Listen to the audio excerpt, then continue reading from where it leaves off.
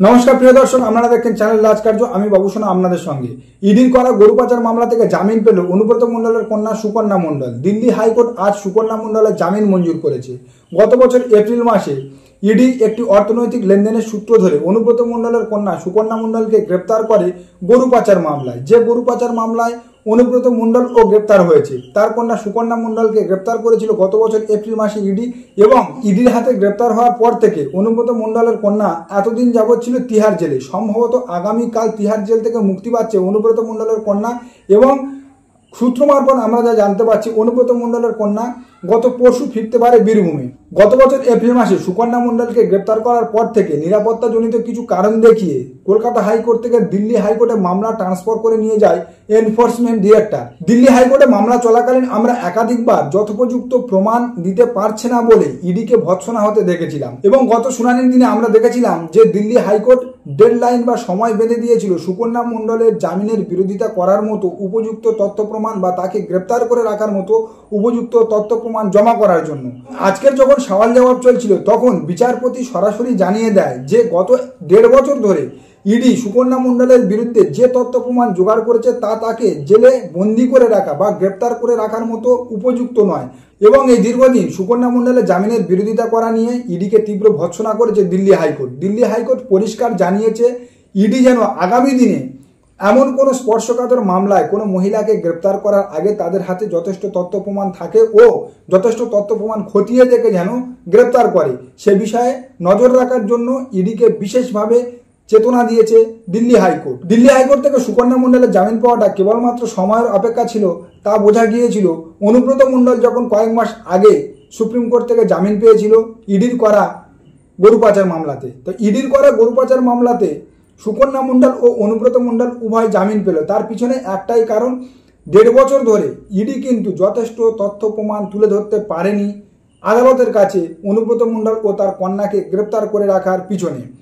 অনুব্রত মণ্ডল ও তার কন্যা সুকন্যা মণ্ডল ইডির করা মানি লন্ডারিং কেসে এতদিন যে জেল খাটলো বা জেলবন্দি থাকলো, তার পিছনে কিন্তু যে যথেষ্ট তথ্য প্রমাণ বা যুক্তি থাকা দরকার তা আজও পর্যন্ত ইডি তুলে ধরতে পারেনি বা জমা করতে পারেনি কোর্টের কাছে। অর্থাৎ অনুব্রত মণ্ডল ও তার কন্যা সুকন্যা মণ্ডলকে যে তিহার জেলে অহেতুক এতদিন আটকে রেখেছে এনফোর্সমেন্ট ডিরেক্টর, তার পিছনে তারা যে তথ্য প্রমাণ সুপ্রিম কোর্ট ও দিল্লি হাইকোর্টে তুলে ধরেছে তার ধোপে টিকল না। আগামী দিনে অনুব্রত মণ্ডলও সিবিআইয়ের করা আর একটা মামলাতে জামিন পেলে তিনি কিন্তু তিহার জেল থেকে মুক্তি পাবে। সুকন্যা মণ্ডল আগামীকাল জামিন পেয়ে বেরিয়ে আসছে, সুকন্যা মণ্ডল আগামীকাল তিহার জেল থেকে মুক্তি পাচ্ছে। আর সিবিআইয়ের যে মামলা আর একটা ঝুলে আছে অনুব্রত মণ্ডলের ঘাড়ে, সেই মামলা থেকে অনুব্রত মণ্ডল যদি জামিন পেয়ে যায় তাহলে আগামী দিনে অনুব্রত মণ্ডল ও তিহার জেল থেকে মুক্তি পাবে। সম্পূর্ণ রাজনৈতিক স্বার্থসিদ্ধির কারণে কোনো একটি রাজনৈতিক দলকে মদত করা বা কোনো একটি রাজনৈতিক দলের ইঙ্গিতে ইডি ও সিবিআই অনুব্রত মণ্ডল ও সুকন্যা মণ্ডলকে গ্রেপ্তার করেছে বলে তার দল তৃণমূল কংগ্রেস সূত্রে দাবি করা হচ্ছে। তৃণমূল কংগ্রেস সূত্রে বলা হয়েছে যে ইডি বা সিবিআই যদি যথেষ্ট তথ্য প্রমাণের ভিত্তিতে অনুব্রত মণ্ডল ও তার কন্যা সুকন্যা মণ্ডলকে গ্রেপ্তার করত, তাহলে দিল্লি হাইকোর্ট বা সুপ্রিম কোর্টে তারা তেমন কোনো তথ্য প্রমাণ তুলে ধরতে পারত।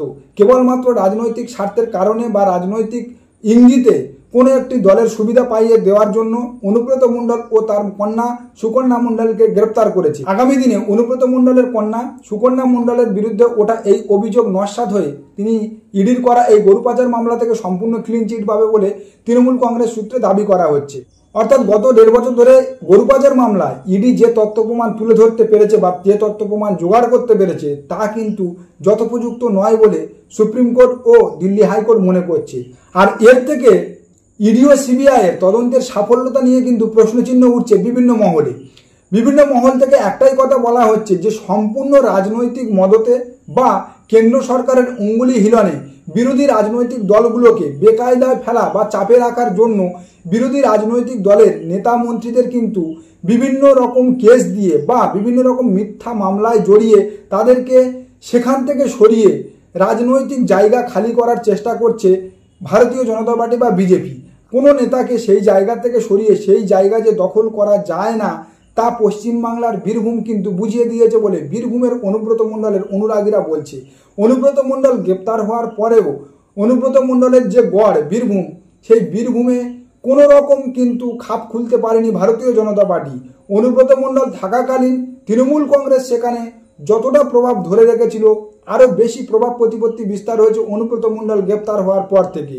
অর্থাৎ অনুব্রত মণ্ডলকে বীরভূম থেকে সরিয়ে দিয়ে যে পদ্ম চাষের জমি তৈরি করতে চেয়েছিল বঙ্গ বিজেপি, সে আশা যে সম্পূর্ণ ব্যর্থ হয়েছে তা বিগত দিনের কয়েকটা নির্বাচনী ফলাফল বলে দিয়েছে। আর আগামী দিনে অনুব্রত মণ্ডল জামিন পেয়ে বীরভূমে ফিরে এলে আপাতত বীরভূমে পদ্ম চাষের সম্ভাবনা যে শেষ, তেমনটাই দাবি করছে বিভিন্ন রাজনৈতিক মহল।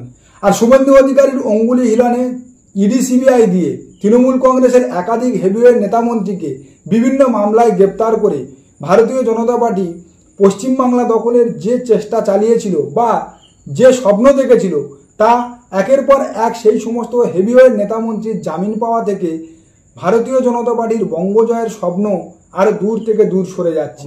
নমস্কার, সবাই ভালো থাকবেন। দেখা হচ্ছে আগামী কোনো প্রতিবেদনে। আমাদের প্রতিবেদন কেমন লাগছে আপনারা জানাতে পারেন আমাদের কমেন্ট সেকশানে।